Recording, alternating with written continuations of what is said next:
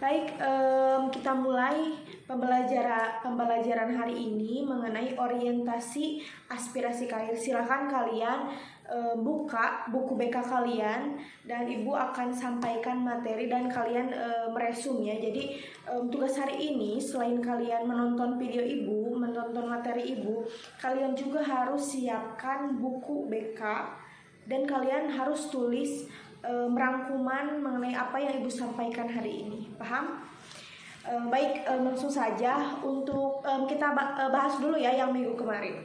Nah, yang minggu kemarin itu Ibu sudah berikan tugas bagi kalian yang membuat PowerPoint sekreatif mungkin mengenai perencanaan karir. Yang pertama ada apa? Yang pertama adalah cita-cita ya, cita-cita kalian apa, terus alasannya apa sih kalian cita-citanya seperti itu. Misalkan guru ya, kenapa alasannya guru? Sudah Ibu berikan contoh juga. Selanjutnya pekerjaan yang kalian inginkan nanti di masa depan apa dan alasannya apa, seperti itu. Nah, mungkin itu cuma tugas ibu inginkan kalian tahu dulu lah.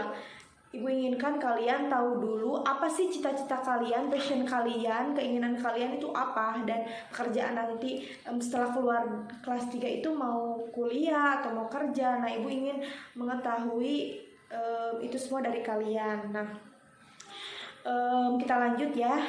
Untuk hari ini judul materinya adalah orientasi aspirasi karir. Silahkan kalian catat di buku BK masing-masing, dan pastinya buku BK ini nanti setelah pembelajaran ini selesai kalian harus mengumpulkan di ruangan BK ya untuk ibu tilai dan Ibu masukkan ke tugas seperti biasa. Baik, yang pertama adalah melanjutkan studi ke jenjang perguruan tinggi. Nah, untuk kalian tahu dulu nih perguruan tinggi itu, kalian harus tahu jenis-jenis perguruan tingginya apa, dan juga apa sih perguruan tinggi itu, dan juga kalian harus juga mengetahui jurusan-jurusannya. Jadi untuk minggu kemarin kalian hanya tahu yang kalian cita-cita yang kalian ingin, misalkan guru, tapi kalian belum tahu jurusannya mau kemana, universitasnya mau yang mana, harus negeri atau harus swasta. Nah, seperti itu. Jadi yang pertama, perguruan tinggi itu apa? Nah, perguruan tinggi itu adalah jenjang pendidikan formal setelah pendidikan menengah, setelah pendidikan SMA. Nah, statusnya juga bukan siswa lagi, tetapi kalian akan berganti status menjadi mahasiswa, seperti itu. Nah, di Indonesia perguruan tinggi dapat berbentuk akademi, sekolah tinggi, institut, universitas maupun politeknik. Nah, Ibu bahas dulu ya. Program pendidikan perguruan tinggi itu dapat berupa program diploma dulu nih, D1, D2, D3, dan D4. Selanjutnya ada program sarjana. Program sarjana itu mulai dari S1,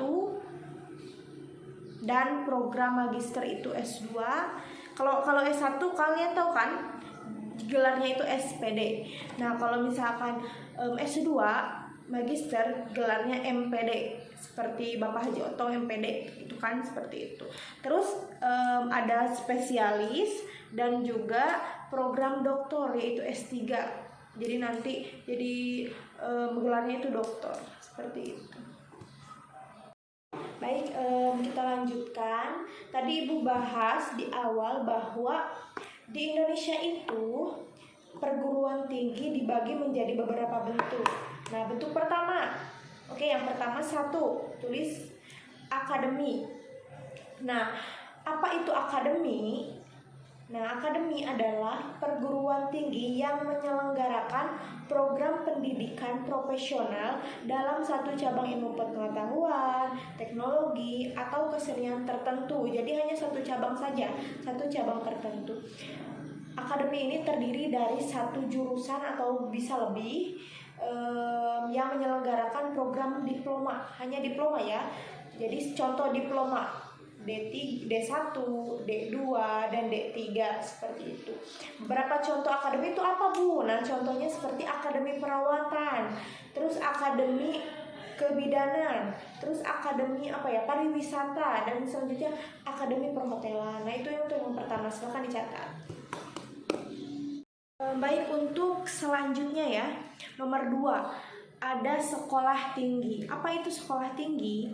Sekolah tinggi adalah, ditulis, sekolah tinggi adalah perguruan tinggi yang menyelenggarakan pendidikan profesional dan akademik dalam lingkup satu disiplin ilmu pengetahuan, teknologi, atau kesenian.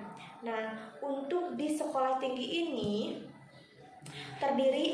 bisa terdiri dari 2 jurusan ataupun lebih yang menyelenggarakan program D1, D2, D3 maupun D4. Perbedaannya itu. Jadi di akademi hanya sampai 3, diplomanya sampai 1, 2, 3. Nah, di sekolah tinggi bisa menyelenggarakan program sampai D4 ataupun bisa sampai kalau memenuhi persyaratan bisa sampai S1 ataupun S2 seperti itu.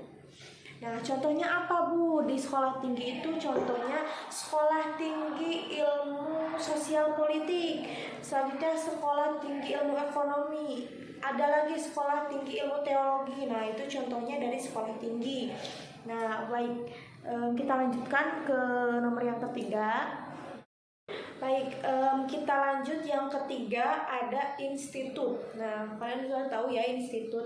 Nah, kita bahas dulu. Institut adalah perguruan tinggi yang di samping menyelenggarakan pendidikan akademik, dapat pula menyelenggarakan pendidikan profesional dalam sejumlah disiplin ilmu pengetahuan, teknologi, atau kesenian yang sejenis. Nah, institut ini terdiri atas 3 fakultas atau lebih yang menyelenggarakan program strata 1 atau program diploma, dan masing-masing program tersebut dapat terdiri dari 2 jurusan atau lebih. Jadi program studinya itu tidak hanya satu saja, tapi bisa lebih seperti itu. Nah, jika memenuhi persyaratan juga, di institut juga bisa ada bukan hanya diploma dan strata 1 saja, tapi S2, magister, atau S3, dokter juga bisa. Bahkan spesialis 1 dan spesialis juga bisa di institut jika sudah memenuhi persyaratan seperti itu. Nah, contoh institut di Indonesia diantaranya apa aja? Contoh ITB. Apa ITB? Institut Teknologi Bandung. Selanjutnya ITB, Institut Pertanian Bogor. Selanjutnya ada lagi Institut Teknologi 10 November Surabaya. Terus Institut Sains dan Teknologi Nasional. Itu beberapa contoh institut yang ada di Indonesia. Baik, kita selanjutnya. Baik, yang keempat ada universitas. Silahkan dicatat kembali. Universitas adalah perguruan tinggi yang di samping menyelenggarakan pendidikan akademik, dapat pula menyelenggarakan pendidikan profesional dalam sejumlah disiplin ilmu pengetahuan, teknologi, atau kesenian tertentu. Nah, universitas terdiri dari 3 fakultas atau lebih. Nah, jadi syarat untuk menjadi universitas itu harus memiliki 3 fakultas dulu. Contohnya ya, 3 fakultas. Yang pertama PIKES, Fakultas Kesehatan. Yang kedua ada FKIP, Fakultas Keguruan dan Ilmu Pendidikan. Nah, yang ketiga FT, Fakultas Teknik, misalkan seperti itu. Nah, di dalam fakultas tersebut juga harus ada jurusan program studi, bisa 1 sampai 3 lebih gitu. Nah, ketiga fakultas tersebut di dalamnya dapat terdiri dari 2 jurusan atau lebih seperti itu. Nah, universitas juga menyelenggarakan bukan hanya D3 saja, tetapi S1 maupun jika memungkinkan S2 ataupun S3. Baik, selanjutnya yang keempat ada politeknik. Politeknik adalah perguruan tinggi yang menyelenggarakan program pendidikan profesional dalam bidang pengetahuan khusus. Nah, politeknik terdiri atas 3 jurusan atau lebih yang menyelenggarakan program diploma D1 sampai D3 atau juga D4.